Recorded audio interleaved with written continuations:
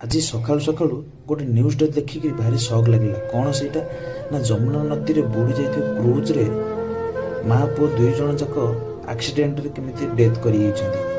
ମା ପୁଅ ଦୁଇ ଜଣଙ୍କୁ ଧରିକିରି ଡେଥ୍ କରିଛନ୍ତି। ଲାଗୁଛି ଯେମିତି ମା ପୁଅକୁ ଛାଡ଼ୁନାହିଁ କି ପୁଅ ମାଆକୁ ଛାଡ଼ୁନାହାନ୍ତି। ଦୁଇ ଜଣଙ୍କୁ କହୁଛନ୍ତି ଆମେ ଦୁଇ ଜଣ ମିଶିକିରି ଡେଥ୍ କରିଯିବା। ସତରେ ଗୋଟେ ମାନେ ଅଦ୍ଭୁତ ବିଚାର ଦେଖିଲେ ଲାଗୁଛି। ଭଗବାନଙ୍କର ଇଏ କି ଲୀଳା କେଜାଣି ଭଗବାନଙ୍କୁ ହିଁ ଜଣାଥିବ। ତଥାପି ଗୋଟେ ଦେଖିଲା ବେଳକୁ ଆଖିରୁ ଲୁହ ପଳେଇ ଆସୁଛି, ବହୁତ କଷ୍ଟ ଲାଗୁଛି। ସତରେ ଭଗବାନ କେତେ ନିଷ୍ଠୁର ଭଳି ଲାଗୁଛି। କିନ୍ତୁ ସବୁ ତ ସେଇ ଭଗବାନଙ୍କର ବିଚାର, ଆମେ କିଛି କରିପାରିବା ନାହିଁ। ଯାହା ବି ହଉ ଭଗବାନଙ୍କ ପାଖରେ ଏତିକି ପ୍ରାର୍ଥନା କରିବା ଯେ ମା ପୁଅକୁ ପୁଣି ପୁନର୍ଜନ୍ମରେ ଦୁଇ ଜଣଙ୍କୁ ସେଇ ଗୋଟେ ଜାଗାରେ ଜନ୍ମ ଦିଅନ୍ତୁ, ଯେଉଁଠିକି ମା ପୁଅର ହେଇକି ରହିବ, ପୁଅ ମାଆର ହେଇକି ରହିବ।